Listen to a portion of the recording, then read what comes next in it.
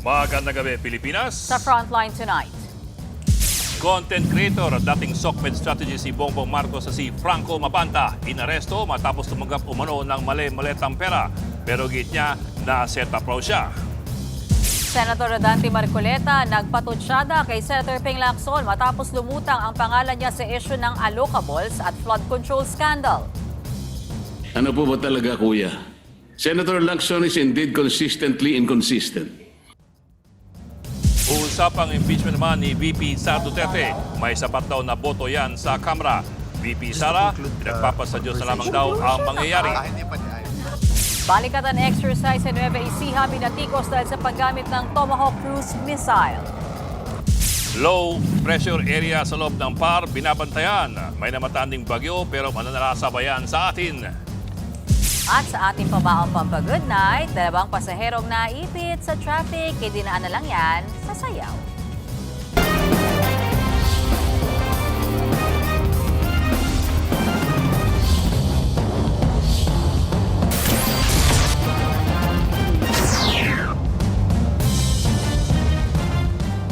Na-set up lamang daw, yan po ginigit ngayon ng vlogger-influencer at content creating platform founder na si Franco Mabanta matapos ang arestuin ng NBI sa Pasig. Kaugnayan ng umano'y mali-maletang perang tinanggap ng kanyang grupo para umano hindi ikanta si dating House Speaker Martin Romualdez. Nasa frontline. Ang balitang yan si Gio Robles. Mali-maletang perang may kabuang halagang 75 million pesos ang nakalatag sa mesang ito. Ito ang marked money na kunwari ay paunang bayad ng kampo ni dating House Speaker Martin Romualdez sa 5 lalaki na nangikil umano sa kanya. Sa isang exclusive subdivision sa Pasig, nakipagkita kagabi ang grupo sa nagpakilalang tauhan ni Romualdez. Pagkakuha ng marked money, dito na nagpakilala ang kanilang ka-meet up na ahente pala ng NBI.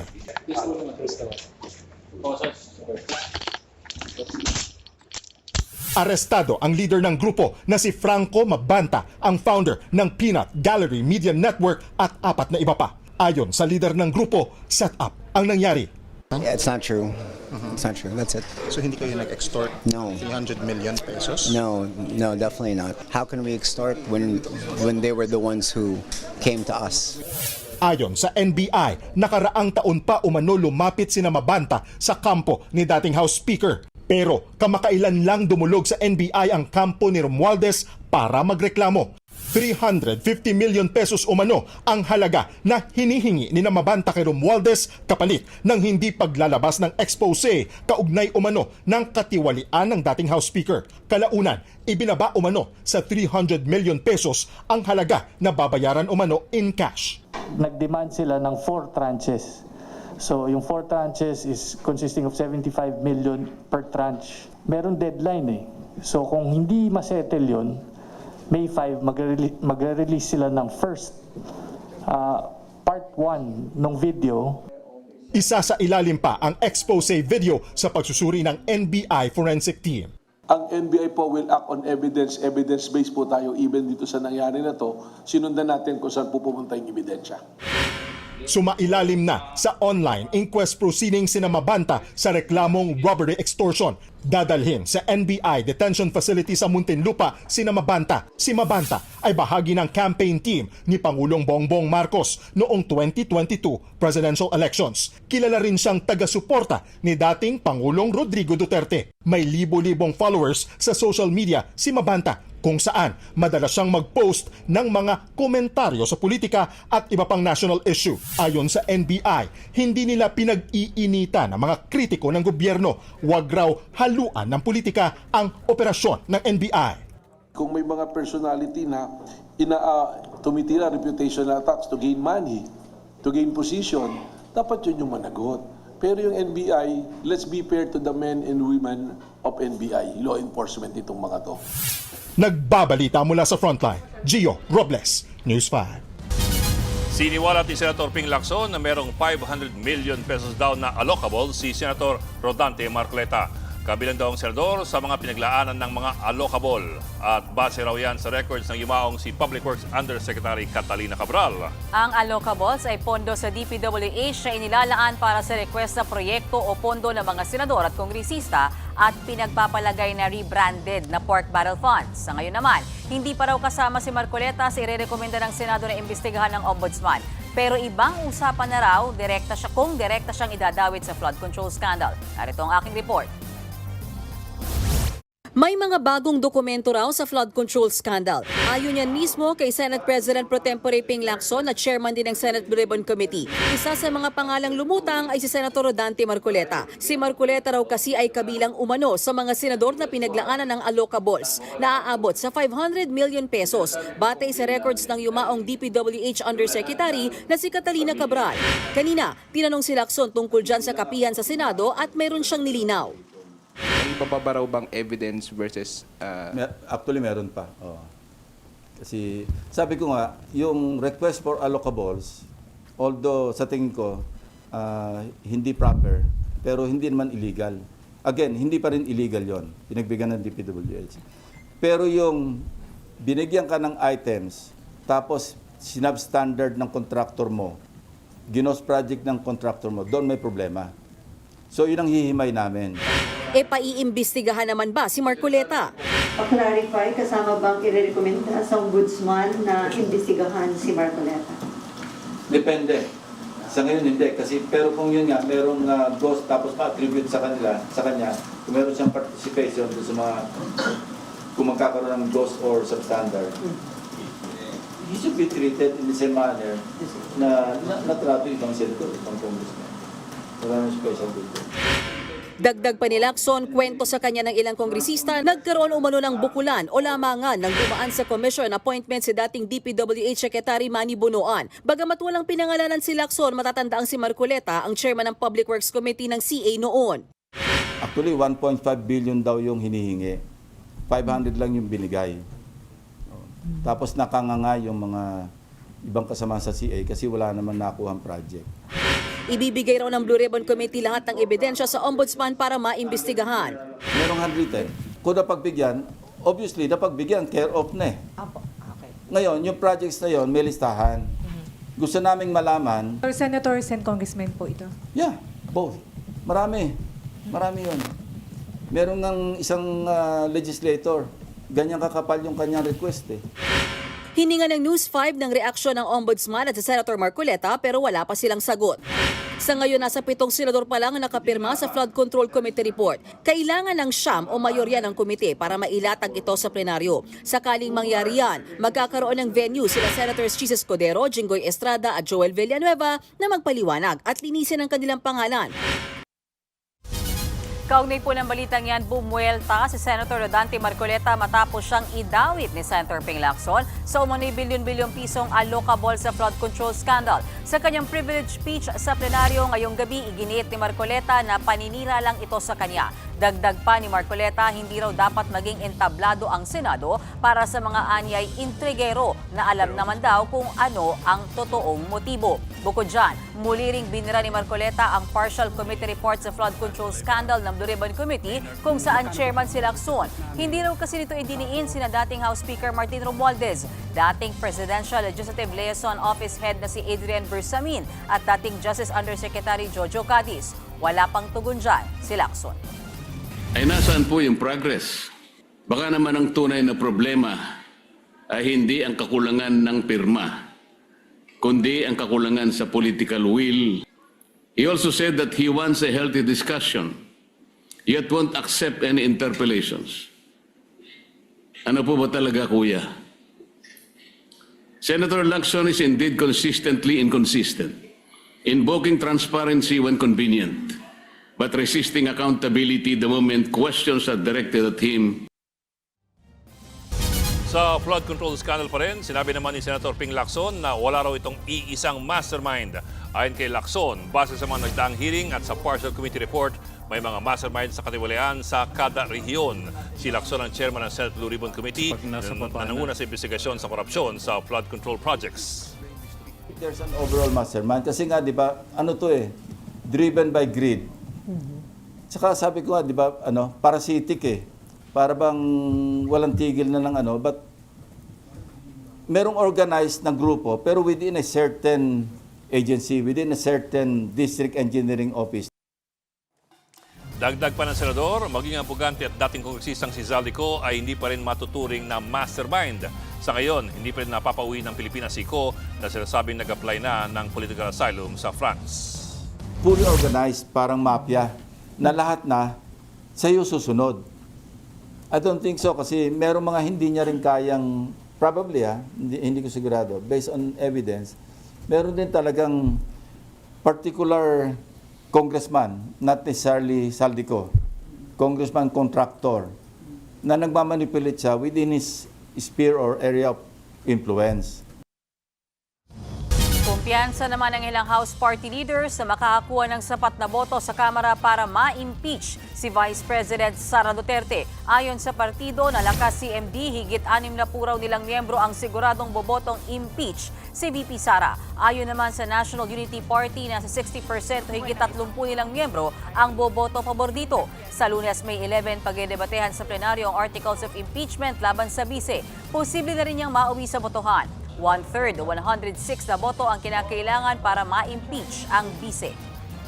Kung ipagsama mo yung boto ng lakas lang at ng 55 na bumoto sa committee, you will already get your 106.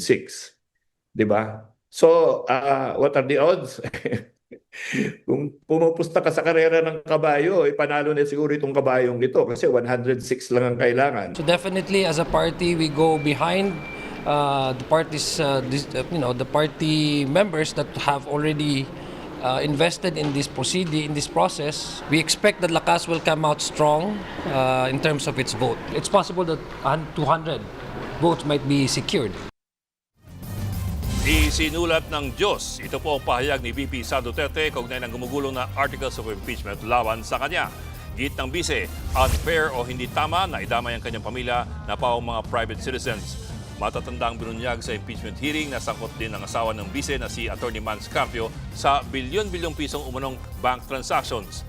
Dadali na sa plenaryo ng Kamara ang articles of impeachment laban kay VP Sara. Inaasahang sa Lunes ang botohan ng mga kongresista. Kung tulang i-impeach sa Kamara ang bise, sisimulan ng Senado ang paglilitis sa kanya. Lahat ng mga nangyayari sa buhay ng isang tao ay sinulat yan ng Diyos. So kung ma-impeach ako, yan ay sinulat na ng Diyos. Kung hindi man ako ma-impeach, see you sa 2028. See you tomorrow. Nanindigan ng Philippine Army na ligtas ang ginagawa nilang pagpapaputok ng Tomahawk missile sa edisyong ito ng Balikatan Exercises sa gitna ng alinlangan ng ilang grupo na may dalayang panganib. Narito ang Frontline Report.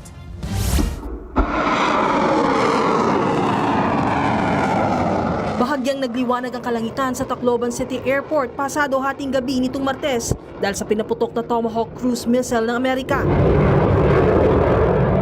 Sa iba pang video, Sa pool. kitang nasa pool ng missile ang target nito sa Fort Magsaysay sa Laur, Nueva Ecija. Bahagi yan ng balikatan exercises ng mga sundalong Pilipino at Amerikano. Ayon kay Balikatan Exercises spokesperson Colonel Dennis Hernandez, mula sa Tacloban, Leyte ay pinadaan sa eastern seaboard ng bansa ang missile patungong Laor, Nueva Ecija. Nasa 630 kilometro ang layo niyan. Ibig sabihin, kung ipapwesto malapit sa dagat ay maaari itong makapunterya ng anumang sasakyang pandagat na daan-daang kilometro ang layo. Ito ang unang beses sa kasaysayan ng balikatan exercises ng Pilipinas at Amerika na may pinaputok na Tomahawk missile.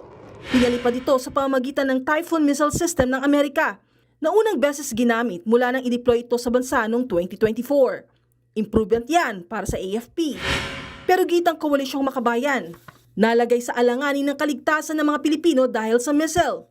Dapat din daw itong tuligsain, lalo't ito rin anila ang ginamit sa pambubomba ng Amerika sa Iran. Naghahain din ng resolusyon ang Makabayan Bloc sa Kamara para kondinahin ang missile launch. Pero pagtitiyak ng AFP, ligtas ang pagpapaputok ng missile.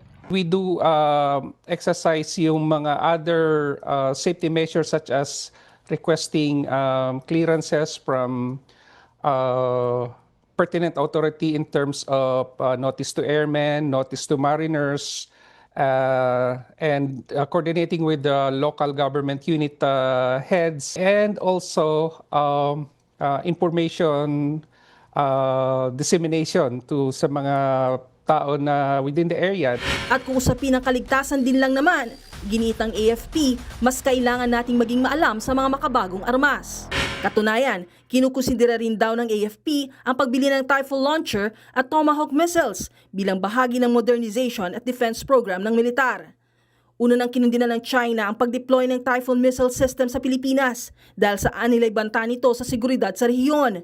Pero wala pa silang komento higil sa Tomahawk missile launch.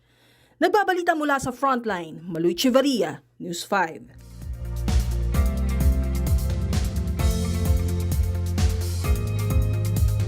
Isang low pressure area at isang bagyo ang binabantayan. Ayon po sa Pag-asa, maulan na sa Visayas at Mindanao dahil sa LPA nasa silangan ng Hinatuan, Surigao del Sur. Higit 2,000 kilometro naman ang layo ng bagyong may international name na Hagupit sa silangan ng northeastern Mindanao. Sa forecast ng Metro Weather, bukas ay posibleng malusaw ang LPA pagtawid dito sa Mindanao. Sa Sabado naman, nakikitang papasok sa Philippine Area of Responsibility ang Tropical Storm Hagupit na tatawaging Bagyong Kaloy. Pero ayon sa Metra, posible po yang humina habang papalapit sa atin. Yun nga lang, magpapaulan pa rin ang bagyo pagsapit po ng weekend sa Visayas, Mindanao at sa Kabikulan. Samantala, sumipa sa 45 degrees Celsius ang pinakamataas na heat index sa Borongan, Eastern Samar. Danger level po yan at posible muli yang maranasan bukas sa ilang lugar. Ilang residente sa Albay bumabalik sa loob ng danger zone kahit bawal. Magbabalik pa ang Frontline Tonight.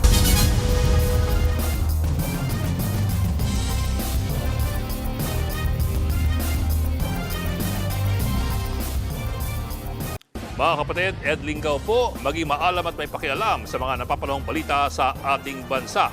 Para sa mas malilimang pagtalakay at paghimay sa mga issue at headlines, mag-follow at mag-subscribe sa social media pages ng News 5.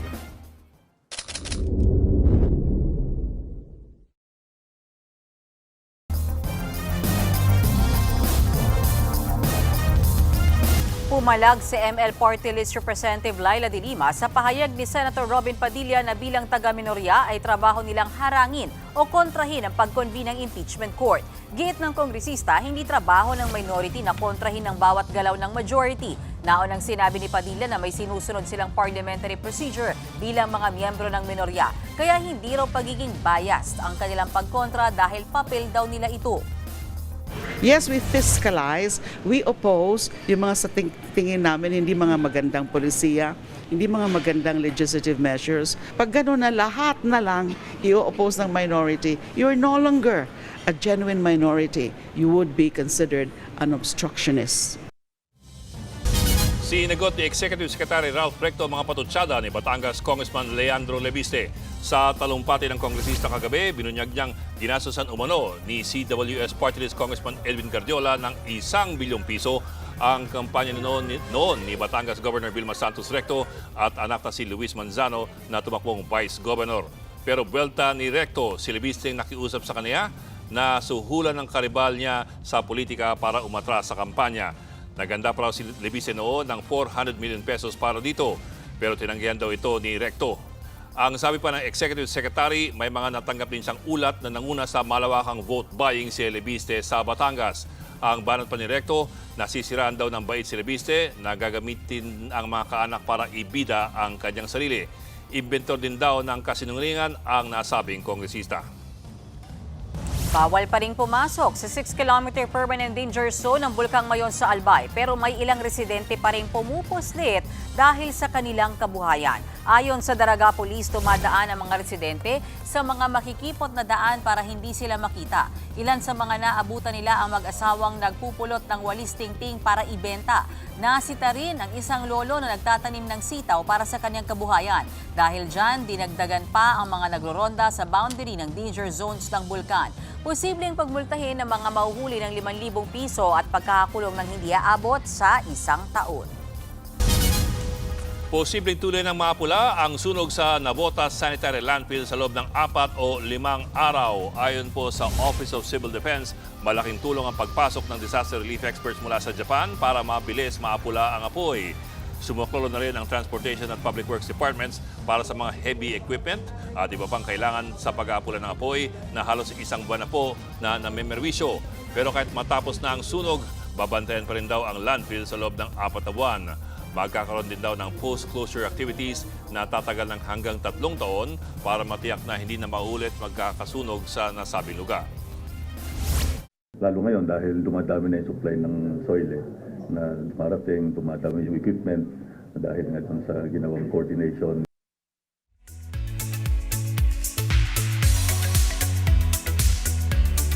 Showbiz tonight na tayo. Finlex ni Frankie Pangilinan ang kanyang rumored boyfriend.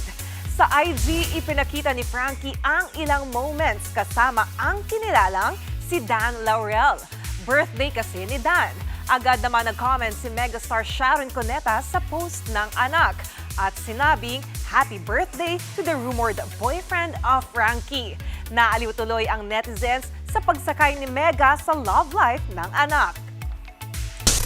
Susunod, Korean actor na si An Yo-seop at American singer-songwriter na si Khalid may nilulutong something special para sa fans. At sa ating papawang Good Night, 2 paserong naipit sa traffic, dinaan sa sayaw ang pagkabagot. Tutok lang mga kapatid dito sa Frontline Tonight.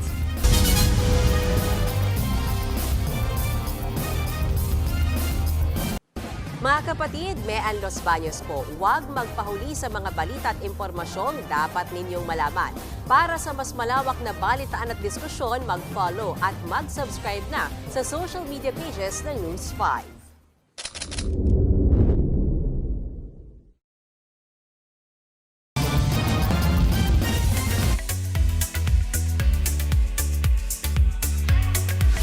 Time for some K-pop updates. Unahin na natin ang pasilip sa comeback ng nagbabalik na IOI. Tampok dyan ang members na sina Somi at Doyeon. At ayun nga, nag-kiss sila. Para yan sa kantang Suddenly. Part yan ng kanilang 10th anniversary comeback album na Loop. Sa May 19 ang release niyan lahat. Sa ITZY naman, kinumpirma ng kanilang management na na-diagnose ng herniated disc ang member nitong si Yeji. Apektado niya ng kanyang lower back. Dahil dyan, limited lang daw ang performance ni Yeji sa kanilang Japan tour this weekend. Sa July naman ang concert nila dito sa bansa. May music collab ang Korean star na si An Yo-seop at ang American singer na si Khalid. Ilalabas nila sa May 22 ang single na Something Special. Ito ang first time na maglalabas ng kanta si Yo-seop bilang solo recording artist.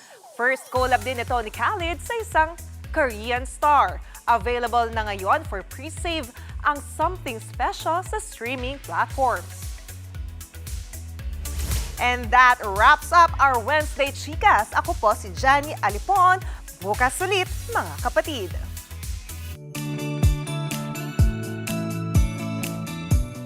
At para sa ating papawang Good Night, traffic, no problem. Ganyan na ganyan ang 2 pasahero sa China. Dinaan nila sa sayaw ang pagkainip sa traffic. Ginawa nilang dance floor ang kalsadang may pagkahaba-habang pila ng mga sasakyan. Nag-alalaland ang highway at para bang may sariling mundo ang dalawa. Say ng netizens, mainam na yan kesa uminit ang ulo sa tagal ng paghihintay. Kayo, ano pang ginagawa niyo pag traffic? Ikaw, passenger princess ka ba o nagdadrive ka? Nagdadrive din ako, Miss Mean.